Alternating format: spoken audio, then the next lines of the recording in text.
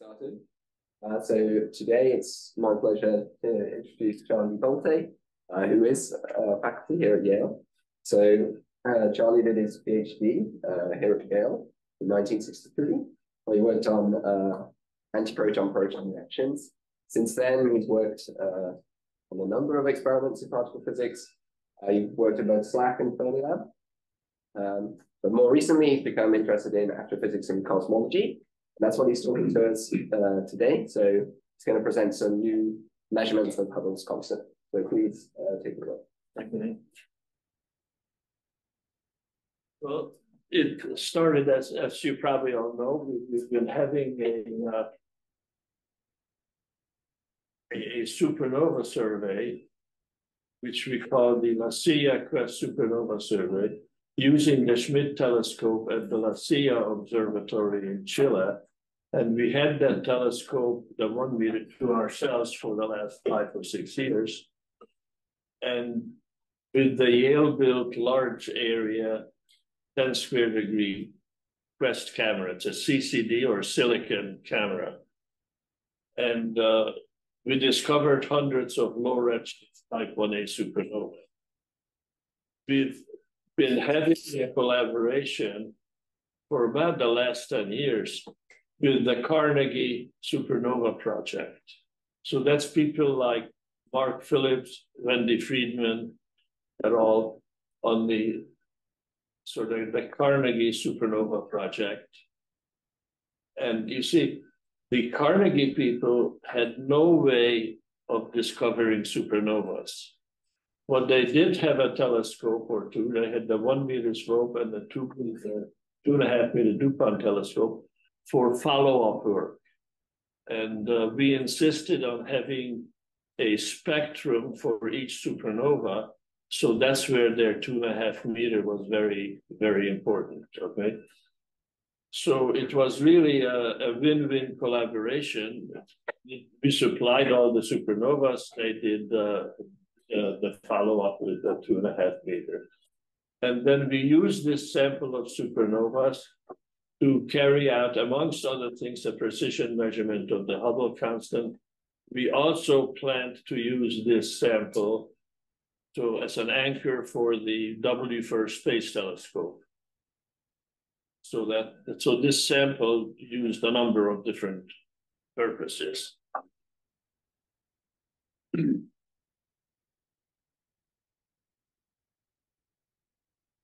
Okay, so this result is just coming out. You see Mark Phillips, Wendy Friedman, Saul Perlmutter. So Mark Phillips is a supernova expert. He's the one who made supernova standard candles. He showed us how to do that. Perlmutter, used supernovas. Wendy Friedman is really the Hubble constant genius. She's a Hubble constant guru, I think worldwide, is fair to say. And then there is the Yale group, myself, Dave Rabinovitz, Ali Hajista was a postdoc with us. David pretty much ran the LSQ survey. He built the camera and ran the survey. So the Hubble constant had a checkered history. Hubble himself measured it to be around 500 or something. And then there were improved measurements. You see now all of these measurements look improved, but if you look, that's between 50 and 100. That's a factor of 2 spread, okay? Until we started using supernovas, and that's when the error bar shrunk. So now we're down to a 1 or 2% level on the measurements. And there are 2 kinds of measurements. The top 2 are from the cosmic microwave background measurement. So that measured the universe as it was billions of years ago.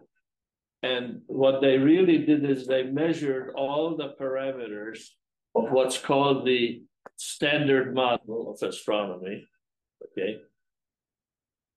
And to get a Hubble constant is one of the constants they measured, and it depends on the lambda CDM, or the cold dark matter, or what they call the standard model, or sometimes, Paolo, you call it the concordance model.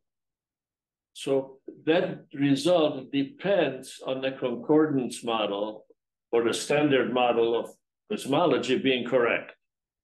These measurements are direct measurements using the distance ladder. So that does not depend on the standard model. And it does appear to be somewhat different, that these numbers seem to be higher than those numbers. And this, to some people, is a Hubble constant tension, or I heard Hubble constant catastrophe, because what it sort of implies is that maybe something is wrong with the standard model that makes you deduce those. So this is like in physics, we would call it beyond the standard model physics, okay?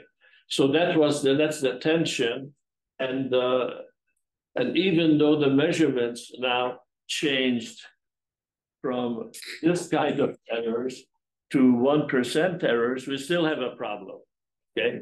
So that's where we are with the Hubble constant. Okay, so how do you measure the Hubble constant? And in principle, it's very, very simple. I mean, Hubble's law says that if a distance object is moving away from us with a velocity, which is linear in the distance, the constant being Hubble's constant, okay? So the Hubble constant is defined by this law, which is probably the most important law in all of cosmology, because that changed the static universe to an expanding universe, the Big Bang model. The Big Bang model is that equation, okay? But the Hubble constant, then all you gotta do is find some object out there, measure its velocity, measure its distance, and divide. And that gives you Hubble's constant, okay? And then you can do this for many objects if you want better statistics. Now, measuring the velocity is straightforward using the redshift, or what we call the Doppler effect, okay? Measuring the distance for far away objects is to first order impossible. And that's the problem. So Hubble didn't know how to measure distances. He made some assumptions, and ever since people are making assumptions, and the Hubble constant is all over the map, okay? So the distance measurements are now using something called a distance ladder, which is sort of an improvised way of getting distances. Now, one way to measure distances is parallax, okay? So if you measure a star in December and in June, it'll have moved with respect to the fixed stars by some angle rho, and the distance then is just 1 over that angle, 1 over rho. The smaller that angle, the further away the object is. And in fact, the distance is defined to be the parsec. That's the distance astronomers use. A parsec is an angle of 1 arc second. If that's 1 arc second, then the distance is 1 parsecond. A parsecond is something like 3 light years. So it's a pretty big distance, okay? Now from the ground, we can measure this angle up to maybe 1/100th of an arc second, so that we can measure distances out to 100 parsecs, or 300 light years. From space, we can measure a factor of 10 better because we don't have the atmosphere. So you can measure to 1,000th of an arc second. So we can measure distances out to a kiloparsec, a kiloparsec being 1,000 parsecs, okay? Now, is this good enough for Hubble constant measurements? So what distances do we really need or want to measure Hubble's constant, okay? And the point is that velocities of distant celestial objects are due to two things. So one is the Hubble flow that we've been talking about. That's the general flow of the universe expanding. But then on top of that, things have random peculiar velocities of the order of 300 kilometers per second. Not so tiny by human standards, but pretty tiny by astronomical standards, okay? So since we pretty much don't know how to tell apart the two velocities, we want to go far away where the 300 kilometers per second is negligible, okay? So just to pick a redshift of 0.03, the velocity of objects at a redshift of 0.03 is 10,000 kilometers per second. So I picked that number, 0.03, because that's about where I think you can say that the 300 is negligible compared to 10,000 at the frequency level. So the distance of this object is 140 megaparsec. That's millions parsec, 140 million parsec. So we need to use objects further than 140 megaparsec, which is way beyond the parallax. Remember, the parallax is a kiloparsec, okay? So what we need, what the jargon is, that we want to be in a smooth Hubble flow. We want to be where the velocities are essentially the Hubble flow with the peculiar velocities negligible, okay? Now, what are some relevant distances? So down here, I have 10 parsec, a kiloparsec, a megaparsec, 100 megaparsec, and the gigaparsec. The galaxy is about this big, someplace out here. Our galaxy, I'm sorry, the universe is out here someplace. The galaxy is sort of up to 100 kiloparsecs. We see our nearest about to 100 kiloparsec, okay? So that's our galaxy. Then the Hubble flow, we said, starts at 140 megaparsecs. So this is the smooth Hubble flow. In between here, the peculiar velocities are screwing up your velocities. So we don't want to work in there. Now, if you look at parallax, it's way down here. From the ground, you can see 100 parsecs. From space, you can see a factor of 10 further. The Cepheids, and I'll describe the Cepheids and the TRGBs in a minute, but they are, you can see them close by. The furthest you can see them is a few megaparsec from the ground. From space, you can see them maybe out to 30, 40 megaparsecs, that kind of a number, okay? But not far enough to get into the Hubble flow. So that's why people who only had Cepheids to look at used to get numbers all over the map, okay? Supernovas are much, much brighter. They're 1 million times brighter, and you can see them even from the ground way out into the Hubble flow. So that's the reason why supernovas are the distance indicator that you really want to use, okay? So that's why this slide is the answer. Why is supernova important in measuring Hubble's constant? And now that supernovas are available in hundreds is when we got down to those 1 or 2% measurements. Okay, so the few percent measurement are because of these supernovas. And we call this the distance ladder, where the parallax is rung 1 of the ladder. The Cepheids were rung 2, and the supernovas are now rung 3.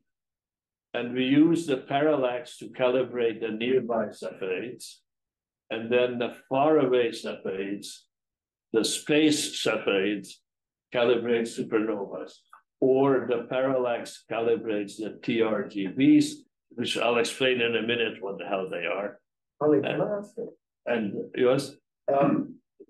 So with supernova, you use the Phillips relationship, and the accuracy of this is what, 5%?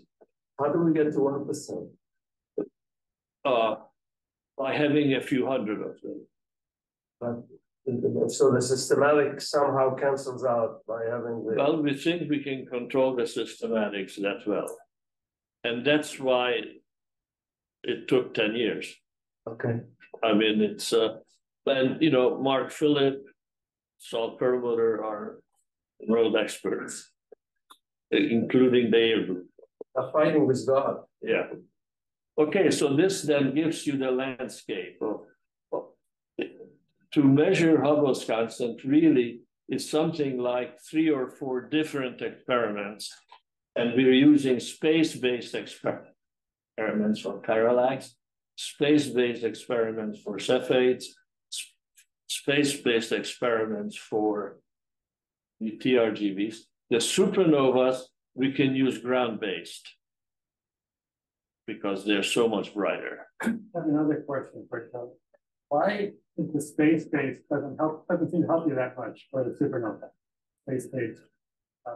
Well, I don't know. I made that line short because someplace there is the size of the universe. Okay, and this is a log scale. I mean, from the ground, we can see up to maybe 0.8 redshift. And then from the space, you can see out to infinity.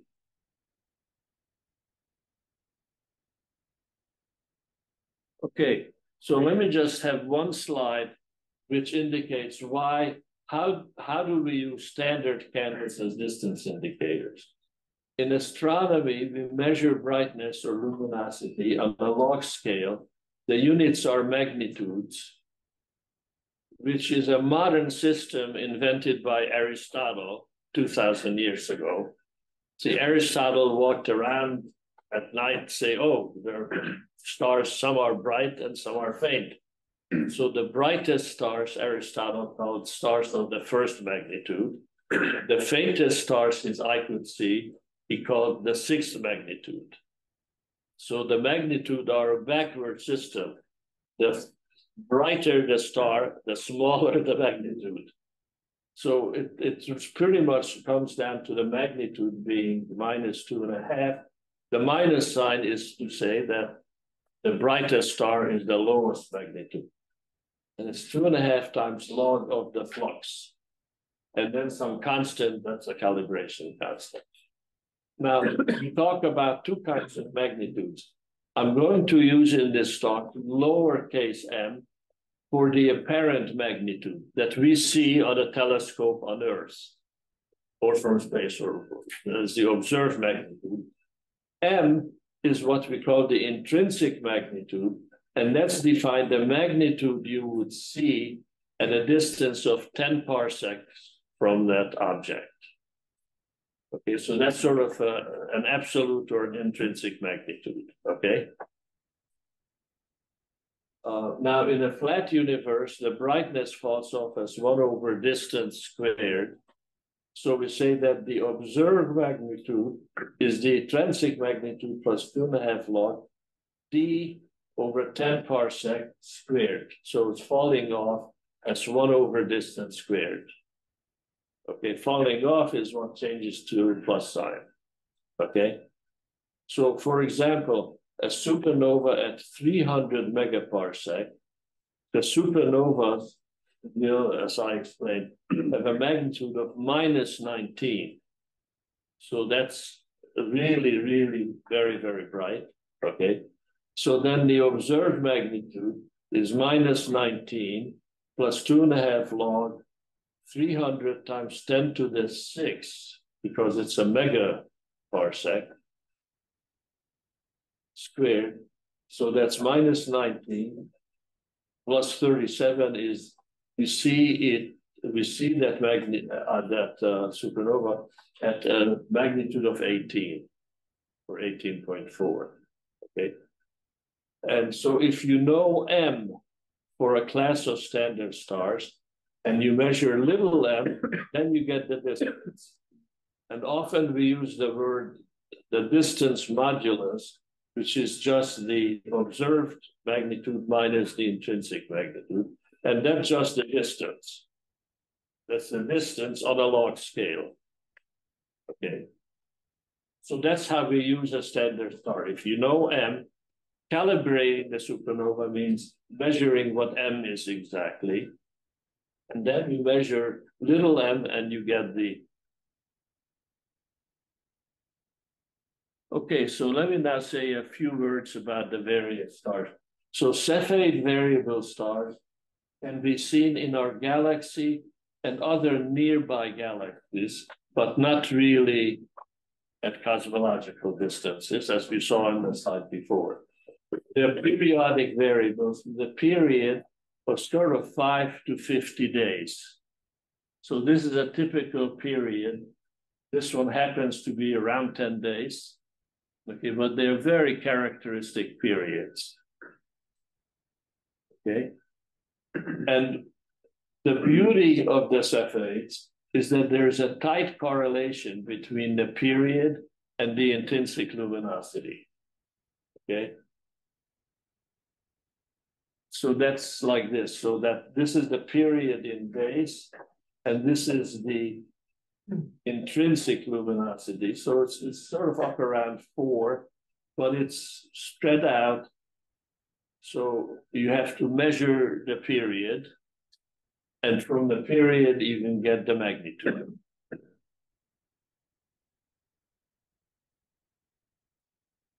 Okay, so that the jargon is we calibrate the period luminosity relation for Cepheids. Okay, using nearby Cepheids and a parallax. Then you measure the period of far away Cepheid, and you get its intrinsic luminosity. And from the PL curve, you get M.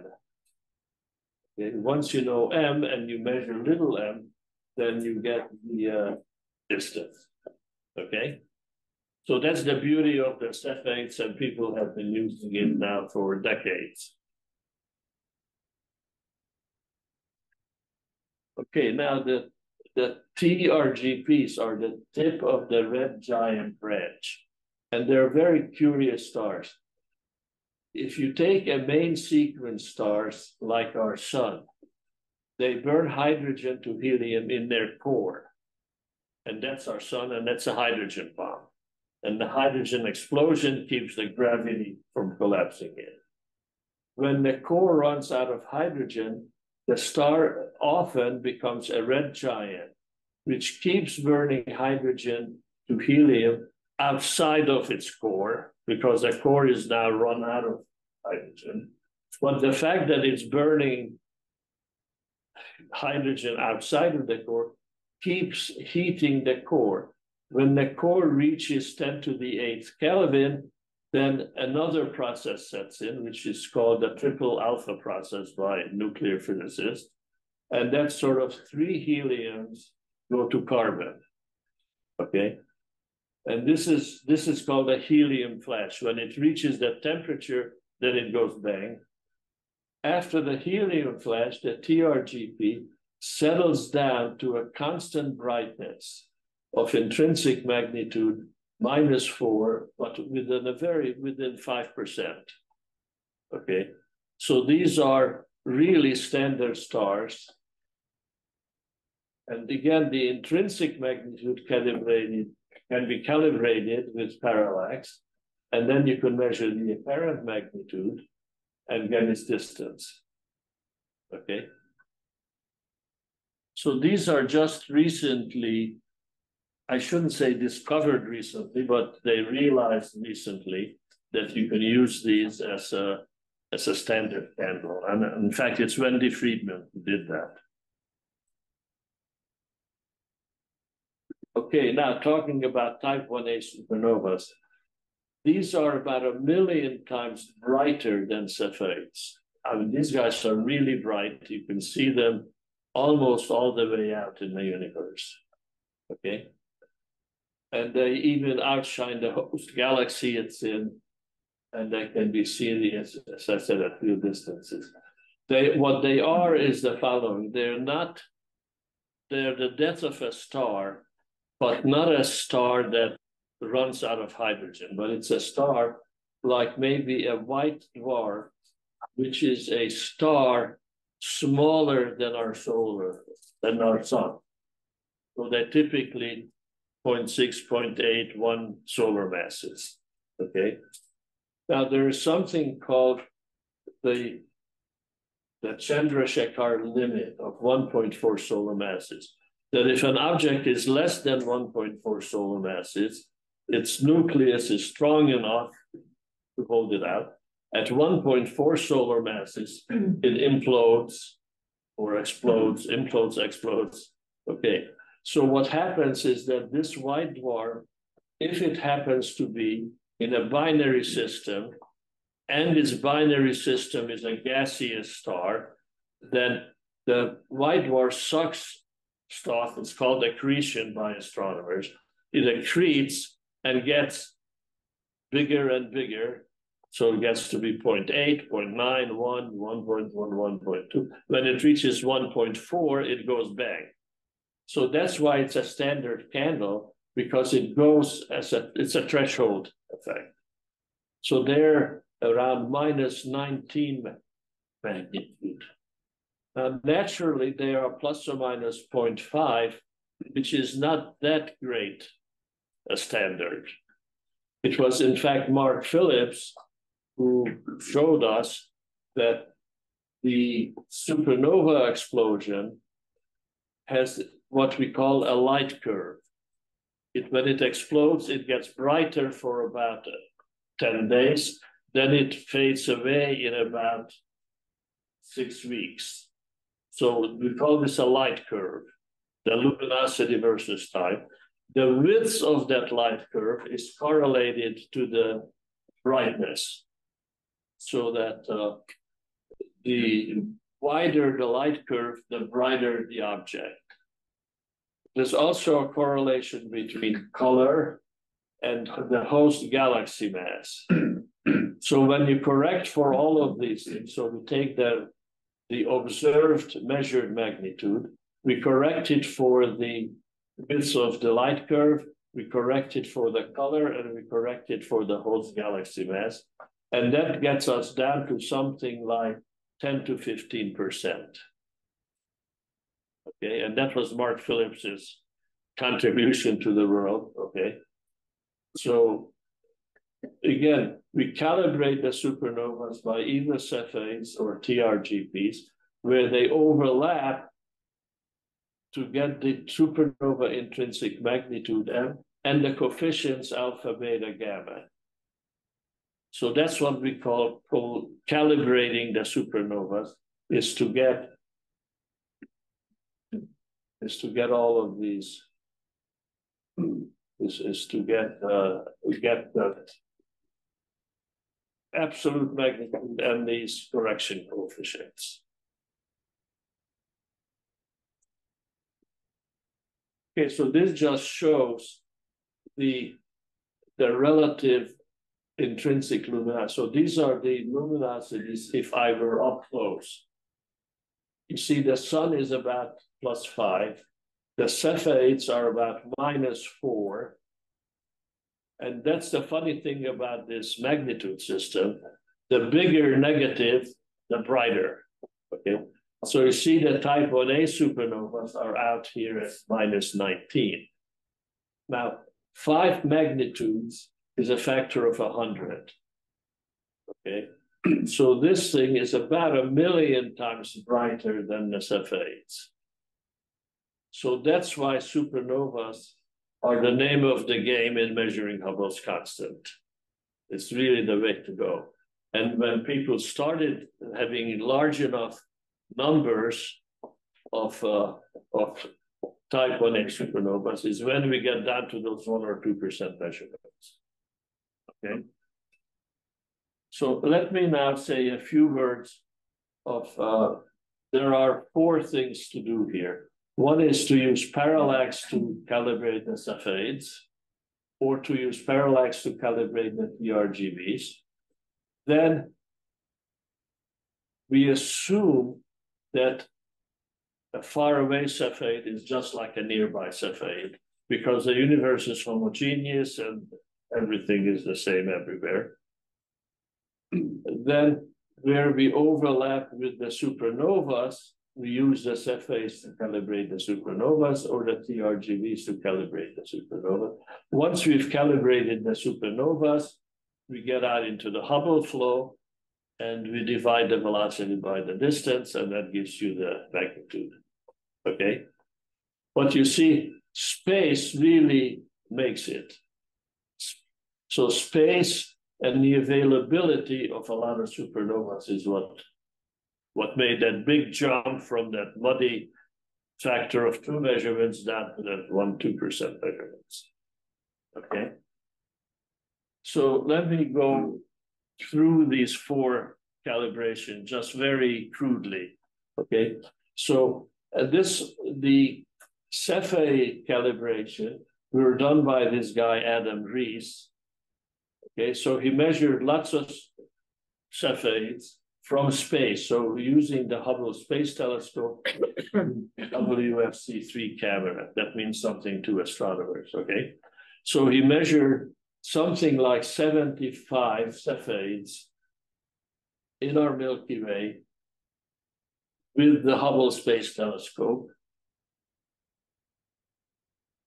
Then, you see, this is typical of astronomy, which is different from particle physics, that people do a survey and then they make their data public so other people can use it. So there was a European space mission called Gaia, which surveyed the full sky. Their shtick is a super precise angle measurement, or something like 5 microarcseconds. So they could use parallax. They measured parallax to measure a whole lot of stars up to about 5 kiloparsec.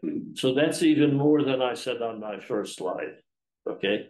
So Gaia is really made a fame, made their whole business measuring parallaxes to up to 5 kiloparsec.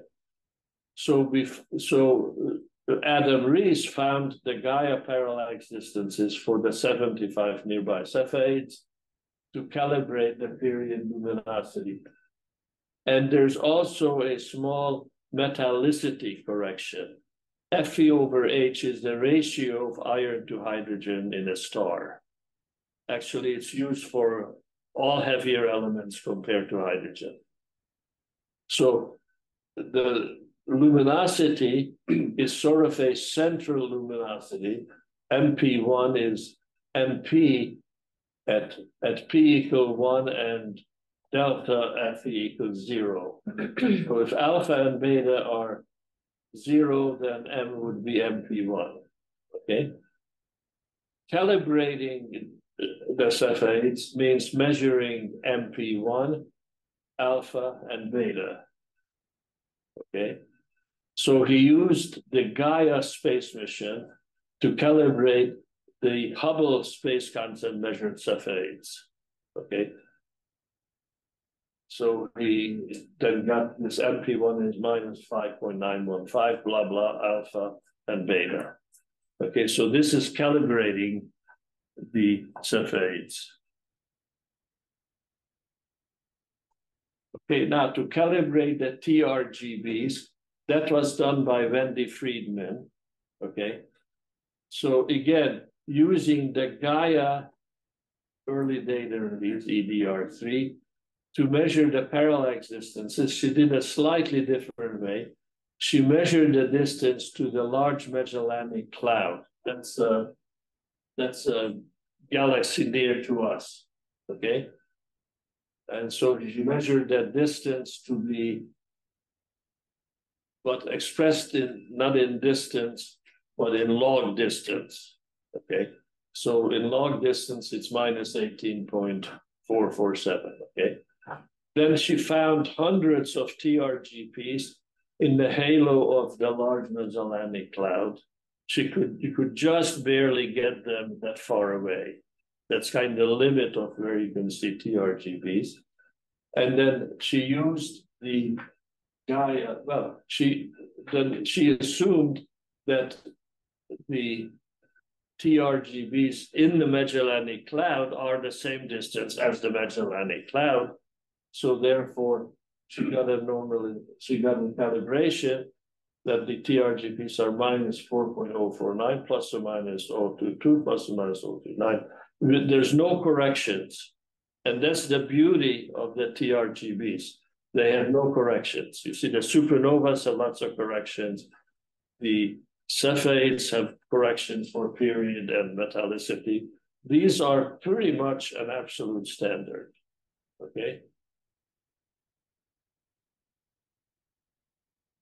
Okay, so now we go to the next rung 2 to rung 3. So this is taking Cepheids and calibrating supernovas. Again, taking the very far away Cepheids, we can see with the Hubble, again, using the space telescope, we can see Cepheids at to about 40 megaparsec, and we can see supernovas which have a redshift below 0.01. That's the overlap between the distances of the supernovas and the Cepheids, okay? So then we picked 27 Cepheids less than 0.01 from our sample of supernovas, okay? So we picked, there are 20 of our 300 supernovas, 27 were below 0.01 or close enough to overlap with the Cepheids. And then we use the Cepheids to calibrate, and calibrating means, well, we knew the M, alpha, and beta for the Cepheids. Then we use those to calibrate capital M. Now, this is a slightly different way. This is now Mark Phillips's last 5 years of work to have a slightly different way of doing the corrections. Okay, so P1 and P2 are the light curve shapes, color, and magnitude. So calibrating the 27 supernova gave you these values for M, P1, P2, beta, and alpha. And that's what you mean by calibrating supernovas, okay? For the rung 2 to rung 3, TRG, these two supernovas, was a very, very similar procedure, okay? Again, from the Hubble Space Telescope, TRGBs can be seen at to about 40 megaparsec. So the overlap is with the Z less than 0.01, 26 instead of 27. I don't know what happened to one. So again, those were calibrated from the known magnitude of the TRGPs. And they gave us, again, this set of numbers. So these are very similar, but not identical to the supernova calibration. Okay. Okay, so now we take supernovas. So our sample of 248 supernovas, about half of those are Yale. The other half are from various other places we collected, okay? So the 248 are in the smooth Hubble flow. So this is the redshift distribution of our supernovas. You see below 0.01, these are the 27 we use for calibration. So these are the close by ones that are overlapping the Cepheids and the TRGPs. Then beyond 0.03 is where we're in the Hubble flow. So these supernovas we didn't use. So, but there were 248 out here, going from 0.03 to out to 0.14, but pretty much out to 0.111. Okay, so that's the sample we use. Now, for each supernova, we measure this is what we call the light curve. So these are days. You see, it goes from 20 to 60. That's about 60 days, 2 months. Okay, so it explodes, gets brighter. We do well to catch it before peak. In fact, we insist on catching before peak. Lots of them we catch back here, but we don't use those. We insist on having the curve around the peak. Okay, so this is a typical light curve in the B color filter. You see, we have on our telescope different color filters. Okay, then the peak magnitude is what we call the magnitude of the supernova.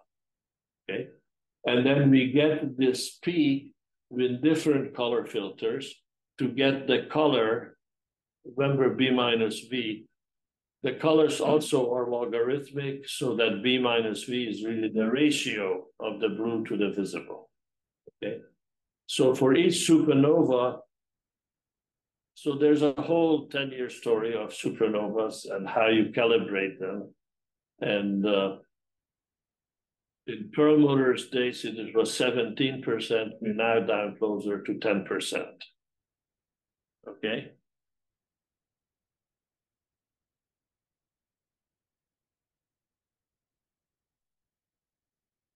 Okay, so we use the 248 supernovas.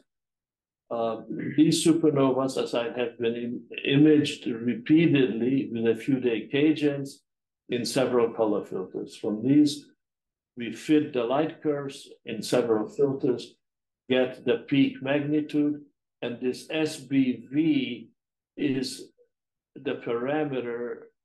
It's essentially the width of the light curve in some units. Okay. So that, and then we estimate the galaxy mass, which is not very easy, but we do a rough calibration. So then the calibration, then we know MP, no, I'm sorry, we know M, we know P1, P2, beta, alpha, gamma from the calibration, okay? And then from the measured M peak and the measured light curve shape and the measured B minus V and the measured magnitude, we get the distance, and this is the distance D in log scale. Then we unlog, would take it to power E or whatever, to get the distance. The redshift Z we get from the light curve Doppler effect. We get the redshift, which gives us a velocity. The velocity is given by this expression. For small velocities, it's about V over C, or V is ZC for small z's. So now we have the distance, we have the velocity, we divide, and we get that number. And that's it. Okay, now the fun part is we said we can take the Cepheid calibration and the TRGDP couple separately. So in a sense, we do two measurements. One is go from parallax to Cepheids to supernovas, ignoring the TRGBs, to see what we get. Then we go from parallax to TRGBs to supernovas to see what we get. And we get these numbers. For the Cepheids, we get 72. For the TRGPs, we get 69 point something. Okay. So the statistical errors, this is quite a significant difference, but the systematic errors are problematic. So then we looked at the other measurements, and we said, okay, who uses Cepheids and who uses TRGPs? And now we found a very interesting picture. You see the Cepheids are all quite disagreeing with the CMB measurements, 72, 73, 73. And our Cepheid is again 72.3, so that kind of agrees with the Cepheid numbers. But our TRGP number agrees with Friedman, Wendy Friedman's 2021 number. So that's kind of striking, okay? So in a sense, what do you make of this? Well, before, the implication was that the difference, the standard model Hubble constants were different from the nearby measurements. But now you might say, gee, maybe the TRGP numbers are not so bad in agreement with that. Maybe something is wrong with the Cepheids.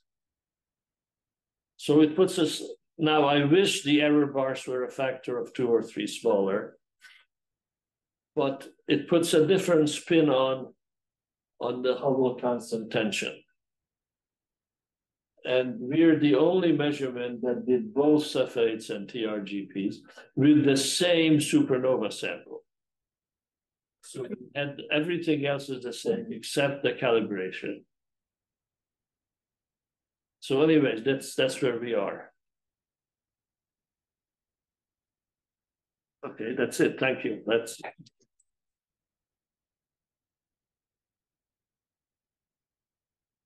Okay, does anyone have any questions for Charlie?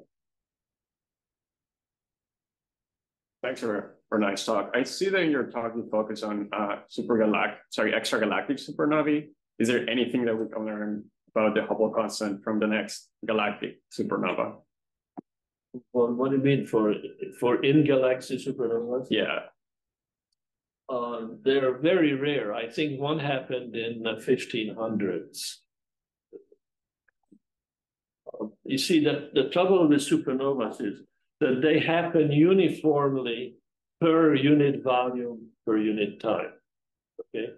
Far away, they have a big volume. Nearby, they have a tiny volume, okay? So even down to redshift of 0.01, they're very, very rare, okay? So that's, if you looked at this, you see, we have very few down here. And even these are extragalactic. Even those are many megaparsecs. Our galaxy is a lousy 100 kiloparsecs. So as I say, it's a good thing because if a supernova went off in our galaxy, that would fry our tails. I mean, they're so bright. But you know, was it Brad Schaefer who said there was one in 1500 something? And so that's the answer. We don't find them in our galaxy. Yes. Yeah, thanks for the great talk. Just looking at this number, even the TRGB is maybe having a 2-3 sigma discrepancy with the CMB measurement. Is that how I can understand this? No, I'm not sure I get the question. So with the TRGB number, it's closer to what we measure with the CMB data, right? Yes. But it's still having a 2-3 sigma discrepancy. Yeah, they're still not exactly, yeah. And how would that affect people to think about this Hubble tension thing? Well, look, you're as good as anybody to say what conclusion do you draw from this picture, okay? I mean, the errors are, and it's embarrassing. The errors are not small enough to really draw a conclusion, but they're small enough to be suggestive, is maybe the way I would put it. So depending on your personal susceptibility to suggestive differences, I mean, really you could say there's no that hard a difference. I mean, maybe the biggest discrepancy is between Peace et al. That's Adam Rees and the plug measurement. Well, it helps. I mean, I think if you put all of the local ones, it's getting to be what, 4 sigma? So that's getting to be suggestive. Okay. But now what do you do with the TRGB numbers? They're still like 2 sigma away from that. Maybe not quite, yeah, that's about 2 sigma. 2 sigma is not very convincing, but the pattern is suggestive.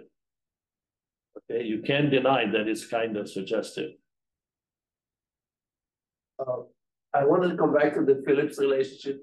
So it's a completely empirical relationship. And type 1a supernova has a lot of nuclear physics. How useful do you think it is in trying to understand the Phillips relationship? I mean, for example, as you say, type 1a supernova is most likely white dwarf that is stealing hydrogen from a red giant. But there's also merger of type 1a supernova. Right. So look, maybe we have in the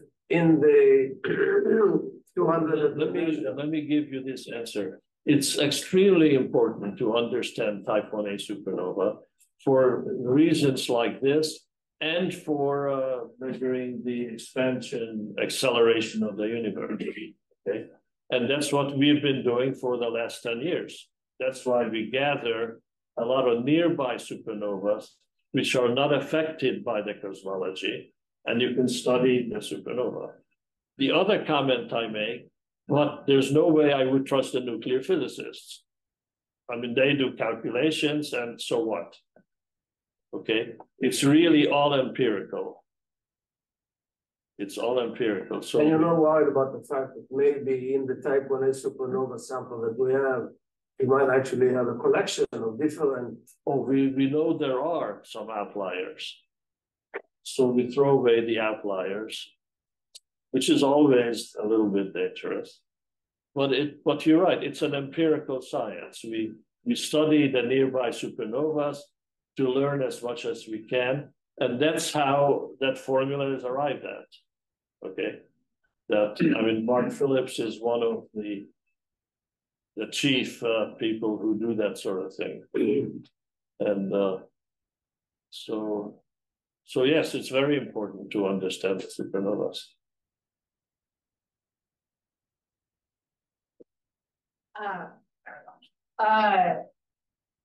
So as a CMP person, I've always taken there to thus be a formal error bar of whatever the difference is between the TRGB and the Cepheid. The last few years that this has been coming up, this is secretly telling me there's at least an error bar that's as big as the difference between the Cepheid values and the TRGBs, because they're also within a few sigma tension of each other. I thought Adam Rees had done his own TRGB analysis at some point. I'm sorry, who did? Adam Rees. I thought he had also gotten a sample. No, I haven't seen that. I'm not aware of that. Yeah. I mean, as far as I know, Adam Rees is a big supernova person, obviously. Yeah. And he is a big sample of supernovas, but if I were Adam, I would jump on the TRGBs. So my guess would be that, yes, he is taking it seriously, but I haven't seen any result yet. So as far as I know, we're the only ones who did both with the same supernova sample. Yeah, I think that's a really excellent comparison between these two methods. Yes. So you mentioned that there might be something going on with the set dates. Can you give? I'm sorry, that there might be something going on with the set dates, or maybe I didn't really. Well, I didn't really say that, so if I did, I take it back. But maybe. I mean, no, you draw your conclusion from that table. I mean, it's really not, the errors are such that it's not super convincing. but it's suggestive.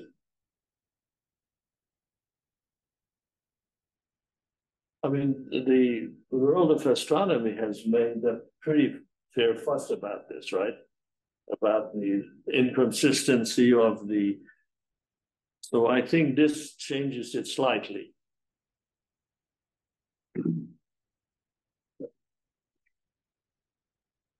Maybe Adam Rees had something to say. Sorry? I think I remember something about Adam Rees also saying the problem existed. He looked at it, it hadn't gone away. Yeah. Are the CFA really independent from the TRGBs? Don't you need a distance to the large magnetic cloud, either large to the LNC to get a calibration for the TRGB? Yeah. How do you get a distance to the LNC? I mean, no, that's what Wendy Friedman did. Yeah, but does she use records to do that? So I'm sorry, I'm not getting the question. I think the TRGBs have to be calibrated somewhere, right? Right. And you look at a nearby galaxy where they're all the same distance, right? Well, she calibrated them from the Gaia parallax, Yeah. but through the Large Magellanic Cloud dwarf galaxy. Okay, so it's just the Gaia that gave the distance to I could tell the distance to the LNC. Yeah, because you take all the red giants together, there are hundreds of them, thousands. It's a statistical measurement. Right, so it's technically independent from the set. And there also are Illyria there too somewhere. So But as I said, this thing is really 3 or 4 different experiments put together. And space-based is crucial. yeah, I've never understood what was wrong with the early supernova Hubble constant because they always got like 50 as an answer for many years, and suddenly they all shifted. If you look in your scatter plot in the 80s, Yeah. it'd be 50 from the supernova people and 100 from the SEPI people. Why did the supernova values increase? Well, years ago, they didn't have many supernovas. I mean, I think that we really worked, and it's Mark Phillips' credit that we have such a nice sample of 300 supernovas. And he went into, you know, his thing is a little bit near infrared, which reduces the intrinsic spread. But, you know, this whole thing is Wendy Friedman's credit. She should get the credit for all this. I mean, she is the not Mr. Supernova, not Mr. Hubble Constant, but what do you call it? Hubble Constant guru.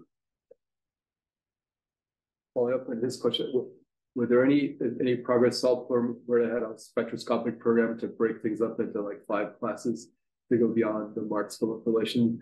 Because you see certain spectroscopic signatures for different type 1As. Well, look, if you read that paper, they give about 50 results. They use what do you get Hubble constant for? The blue filter, for the H filter, for the near infrared, so it's just an infinite set of numbers. But they don't vary by very much. They're pretty consistent. So I picked out, I'm quoting one number for the blue filter, but then there's some other business called the surface brightness variations. It seems to me like not very reliable, but maybe I don't understand them. But I think, yeah. So I have a similar question to what was asked before about the Cepheids. I know you said we can kind of speculate about what the difference might be. I'm completely outside of this field, so I was just wondering, is there potentially something missing, some term missing in the calibration or something like that, potentially for the Cepheids? Leading idea. I mean, they've been used now for 30 years as distance indicators. So they've been studied a lot. But, you know, they do have a spread. And there is a metallicity correction. But well, look, I certainly don't want to be quoted as saying something's wrong with the Cepheids. I mean, that's religion. And you know, maybe the whole thing is just statistics. Well, not so much statistics, because if you look at only the statistical errors, then the differences are getting to be significant. Right. I mean, when this statistics is 0.6, we are 0.7. That gets to be significant. Charlie, we used to have a Vernon Hughes rule that over his lifetime, only 50% of the 3 sigma effect were found to be correct. Well, look, we all wish the errors were half as big, but you know, you work for years and that's what you get. And I think we're sort of as good as the best. Is there any prospect for the errors to shrink in the future, or is this basically as well as we can hope to do? Well, I'm not sure. Well, I'm sure that the world will do better, right? I mean, that's what the world does, is it do better. If you look at our number, more supernovas are probably not going to help, because that statistical error comes from the supernovas. The calibrations give you the systematic effect. So already we're systematics limited. So more supernovas will not help, I don't think. That it's the calibration. I mean, maybe if we understood supernovas better. I mean, right now we're down to about an intrinsic spread of 10%. I don't think we'll do much better. I mean, we've worked for years with Saul Perlmutter to use spectroscopy to do nearest neighbors, and 10% is about as well as we'll do. So, I mean, maybe right now it hinges on 18 TRGBs. Maybe if you collected hundreds of TRGBs or hundreds of Cepheids, you see the Cepheids were 27. So, and you're limited because you need space. I mean, it's hard to get Hubble constant time. I think Gaia has lots of stars, so that's not a limit. So I think that, so if I were Adam Rees or Wendy Friedman, I would say, go for more Cepheids by Hubble, or maybe what's this other gadget that's up there, the James Webb Telescope. Would that help in getting more Cepheids? I mean, that's kind of the direction I would go in if I were pursuing this, is to go for more Cepheids. See what you get. But some of the calibrations for the scatter and some of the standard, what they call standardization of the supernovas, were getting a scatter down to 6%. Like the twins, looking for supernovae that have identical spectra shape, just different redshift. Yeah. You can, if their spectra are otherwise identical, except for the redshift, then their magnitudes are very close to correlated too. Yeah. So that seems to be a promising way to do it.